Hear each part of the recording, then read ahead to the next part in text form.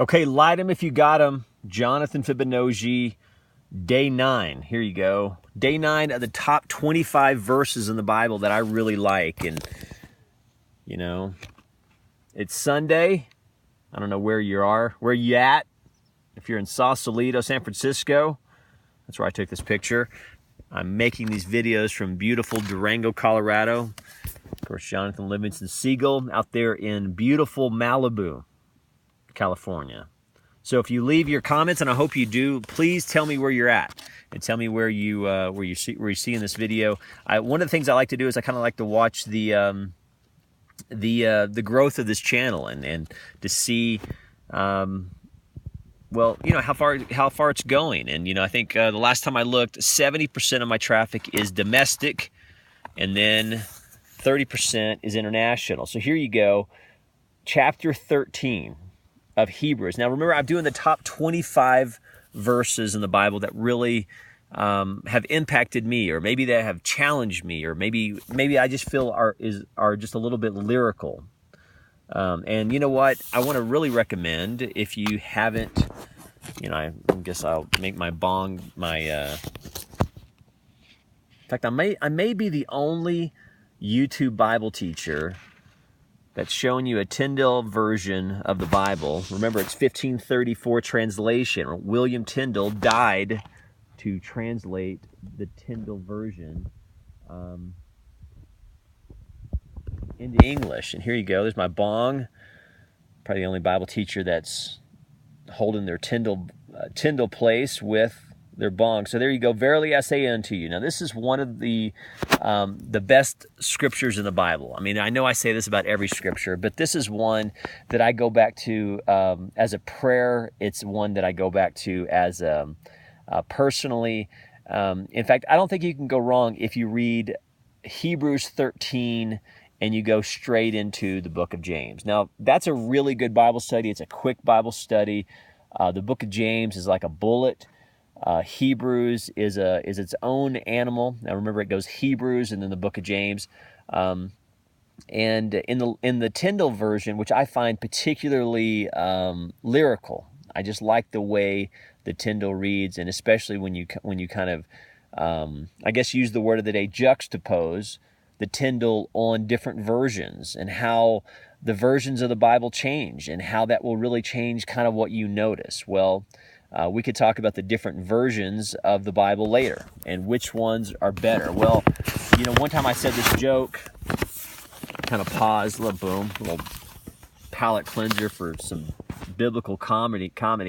This is not really a joke as much as it is some advice. You know, somebody asked a fitness instructor one time what was the best fitness regime or exercise program out there. And that fitness instructor says the one that you are doing in July.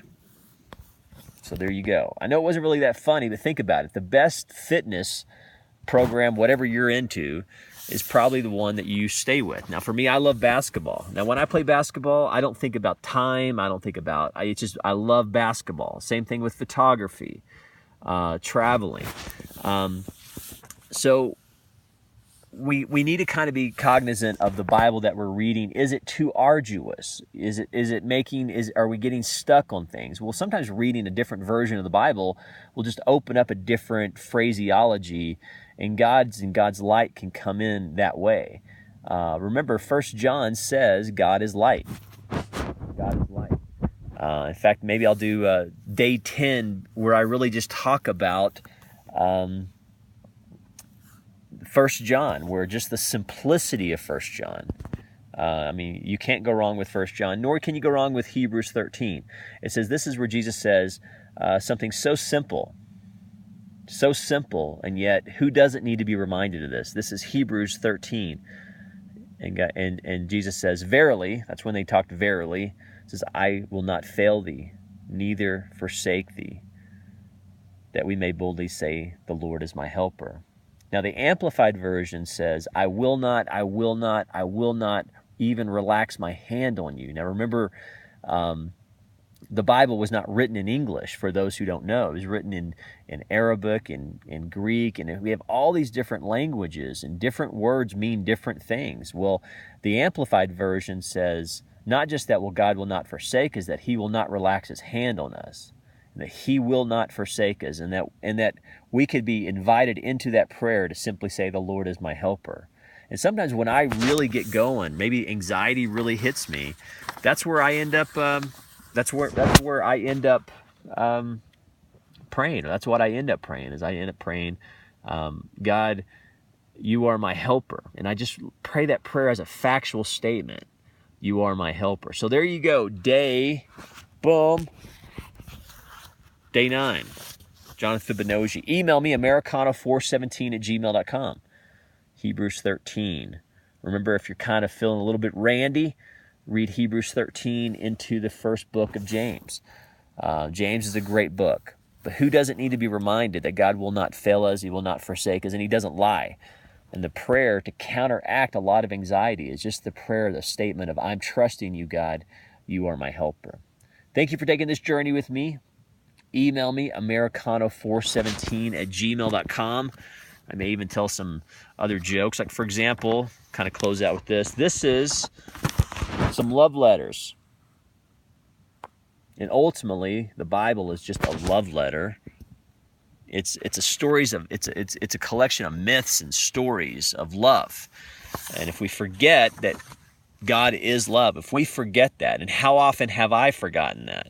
And how often do I relate to God more like I related to my stepdad or perhaps my parents? No, God is not your dad. He's not your mom. And sometimes I think we put this English language on God, and that's helpful, but it can also be a hindrance. So let's talk about love. Here you go, Forever Yours, Letters of Love. Out here in beautiful Durango, we celebrate books in a way that few cities do. I mean, I'm sure San Francisco celebrates books, but Durango celebrates literacy, and we have bookstores everywhere. But one thing that I like is they have a lot of free books, and so I'm always picking up different books. And some of the way that Beethoven, we think of him as obviously a musician, but this was how he wrote to his beloved, his immortal beloved, my angel. So if you don't get anything out of this channel, you can learn how they talked in 1801. My angel, my all, my very self. That's how people talk who are in love, dude. I love this one. Napoleon. I don't love you, not at all. On the contrary, I detest you. You're a naughty, gawky, foolish Cinderella. I do not recommend that lead-in with you, madame. And then he's pissed off at her. If you ever study the Enneagram 8 and the way we love, I hope before long to crush you in my arms and cover you with 1,000,000 kisses, burning as what the equator, bun up what in your. Come on, Jonathan Fibonojji is out. 1796, November 13th. In fact, just text your chick right now. Text your beloved. I hope before long to crush you in my arms. And they'll be like, what the fuck? Are you listening to Fibonojji again? To crush you in my arms. That's how Enneagram 8 people talk.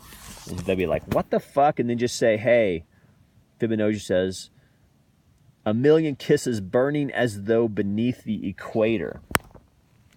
And they're like, well, who the fuck is Fibonacci? And say, he's the guy that's talking about the Bible verses that he loves the most. Remember, day 10, we're going to talk about the book of John.